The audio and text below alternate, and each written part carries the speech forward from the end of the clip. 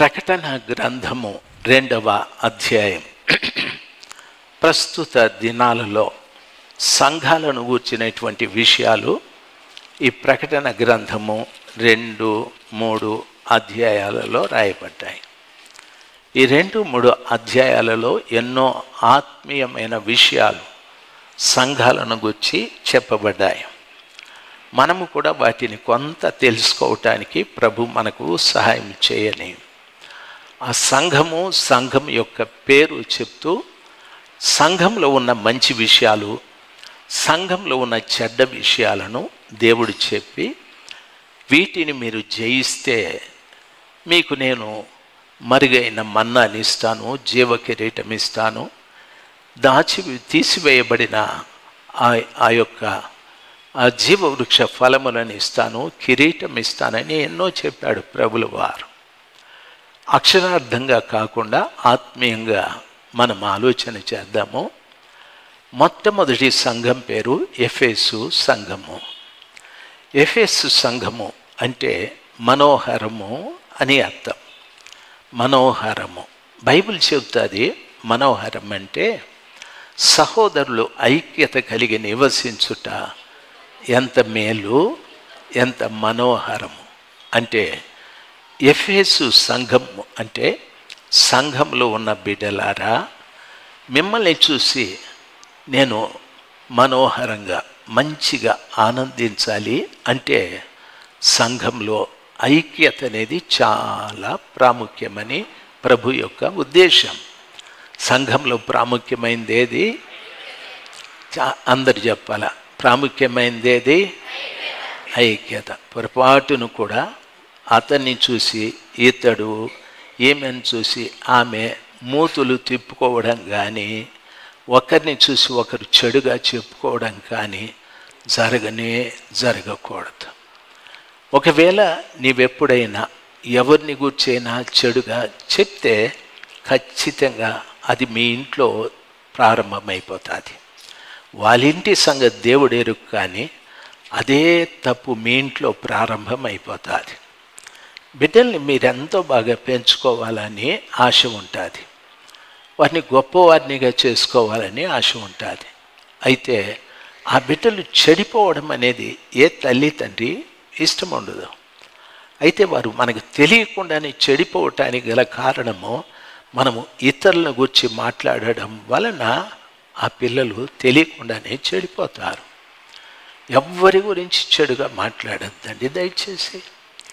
ఎవరి గురించి మీరు మాట్లాడేటప్పుడు ఏదైనా చెడు ఉంటే మీ పిల్లల ఎదురుగా మాట్లాడద్దండి. మీరు మాట్లాడే చెడు ద్వారా దేవుడు మిమ్మల్ని తిరస్కరిస్తాడు. అదేవిధంగా మీ పిల్లలు వింటే వారు కూడా అదే ఆలోచనలోకి వస్తారు, వారిని దేవుడు తిరస్కరిస్తాడు. అది మీకు తెలియదు. మీరు పాడుతూ ఉండొచ్చు, ప్రసంగం చేస్తూ ఉండొచ్చు, ప్రార్థన చేస్తుండొచ్చు, ఉపవాసాలు చేస్తూ ఉండొచ్చు. అయితే దేవుడు నిన్ను తిరస్కరించాడనే సమాచారం నీకు తెలియదు. చాలామందిని దేవుడు తిరస్కరించి ప్రక్కన పెట్టేస్తాడు.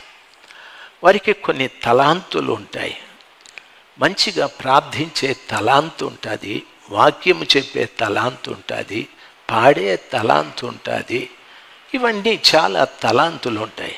అయితే వారిని దేవుడు ఉపయోగించుకోవడం.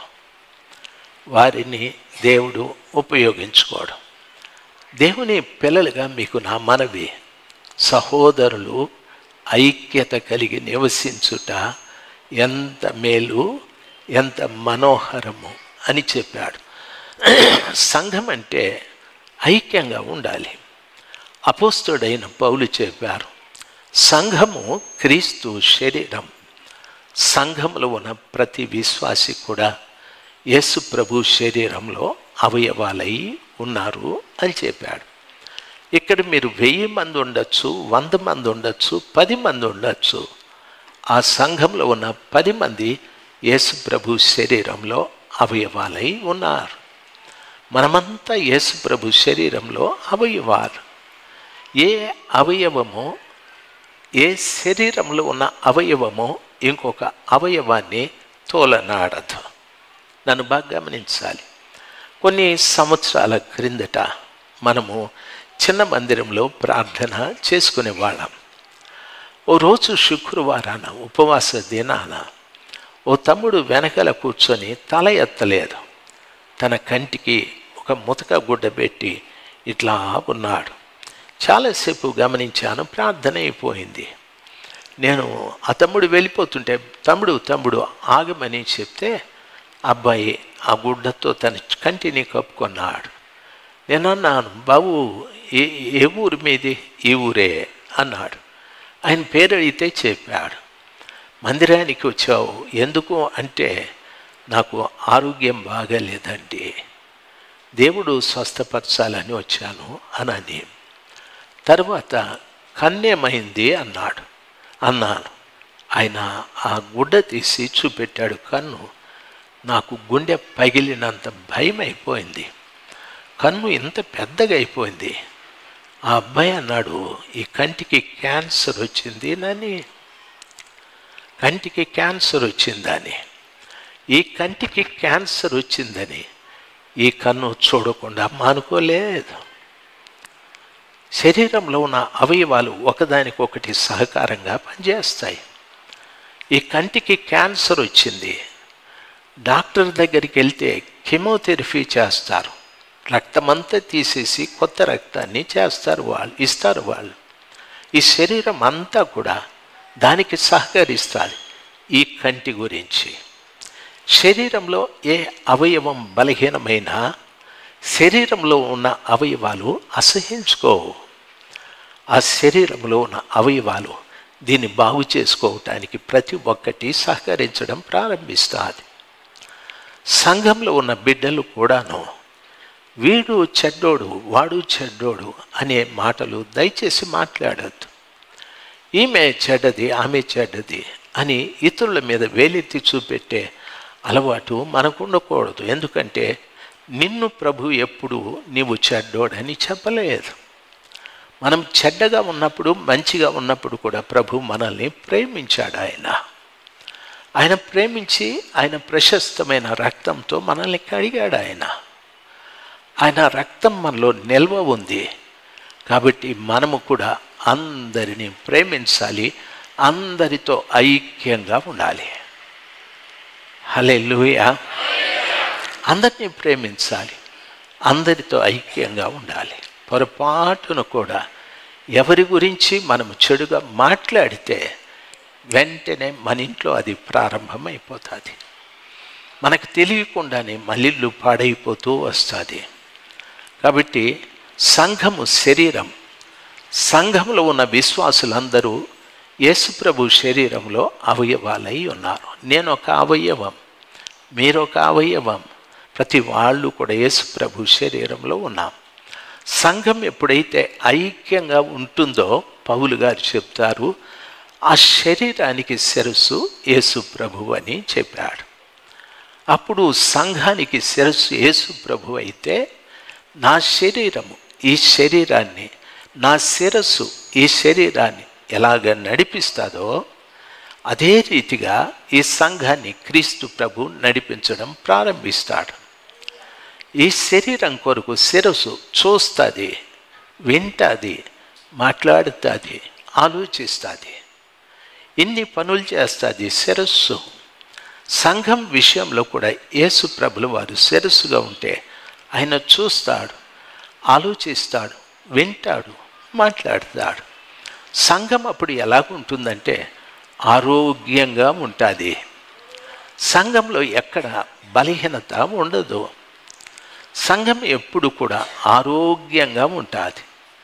ఆరోగ్యంగా ఉంటేనే ప్రభుల వారు ఆ సంఘాన్ని తన దగ్గరికి తీసుకెళ్తారు. సంఘం అనారోగ్యంగా ఉంటే దానికి బైబిల్ చెప్తుంది, ఒకరు విడిచిపెట్టబడతారు, ఒకరు ఎత్తబడతారు అని చెప్పారు. బలహీనంగా ఉండే బిడ్డలు యేసు ప్రభు రాకడలో విడిచిపెట్టబడవలసి వస్తుంది. ఆరోగ్యంగా ఉండే బిడ్డలు ప్రభు రాకడలో ఎత్తబడతారు. దేవుని సంఘంలో ఉన్న ప్రతి బిడ్డ కూడా ఇక్కడికి రావడం ఎందుకంటే నేను ఆత్మీయంగా ఆరోగ్యంగా ఉండాలి. నా అంతరంగ పురుషుడు ఎప్పుడు కూడాను బలహీనపరచబడకూడదు. నా అంతరంగ పురుషుడు నిర్దోషంగా, నిష్కళంకంగా, పవిత్రంగా ఉండి ప్రభు ఎదుట నేను నిలబడాలి. ప్రభు ఎదుట నుండి నేను పారిపోయే వ్యక్తిగా ఉండకూడదు. ఆ రీతిగా ప్రభు సన్నిధానంలోకి వచ్చే ప్రతి బిడ్డ కూడా ఈ మంచి ఉద్దేశంతో రావాలి. ఎవరి మధ్యన ఏ విధమైన కలహాలు, ఏ విధమైన భేదాలు, ఏ విధమైన భిన్నాభిప్రాయాలు ఉండకూడదు. ఈ శరీరంలో అవయవాలన్నీ కలిసి ఉంటాయి. మీకు మంచి మాట చెప్తాను. మీరు ఇంటి దగ్గర నుండి మందిరానికి వచ్చారు. ఎట్లా వచ్చారు మీరు? అమ్మా, నువ్వు ఆటోలో వచ్చినావు. నేరుగా చర్చిలోకి ఆటో వచ్చేసిందా? బస్ స్టాండ్లోకి వచ్చింది. అక్కడి నుండి ఏం చేసినావు? నడిచినావు. ఎట్లా, దేంతో నడిచినావు? అబ్బబ్బా, మీకు చాలా జ్ఞానం ఉంది. అప్పుడు ఏ కాలు ముందు నడిచింది? కుడికాల, ఎడంకాల? అబ్బా, ఆటో దిగతానే కుడికాలు ఏది అని చెప్పి చూసి ఎట్లా దిగుతావా? మీ పిచ్చి మొగాలు మీరు. అసలు మీరు ఏ కాలు పెడుతురో, ఎట్లా నడుస్తురో భగవంతునికే తెలుసు. అంటే కాళ్ళు రెండు కూడా ఎడంకాలు కుడికాలికి, కుడికాలు ఎడంకాలికి సహకారంగా ఉండి ఉన్నాయి కాబట్టి నడుచుకుంటా వచ్చినావు. అవునంటారా కాదంటారా? అదే రీతిగా ప్రభు పిల్లలు మనము ఒకరికొకరు సహకారంగా ఉండాలి. దేవుని బిడ్డలు, సర్వశక్తిమంతుడైన దేవుని సంఘము ఎప్పుడు ఆరోగ్యంగా ఉండాలి. నా ద్వారా సంఘము చెడిపోకూడదు. నా ద్వారా సంఘము అవిటిదిగా కనిపించకూడదు. నా ద్వారా సంఘములో అవలక్షణాలు ఉండకూడదు.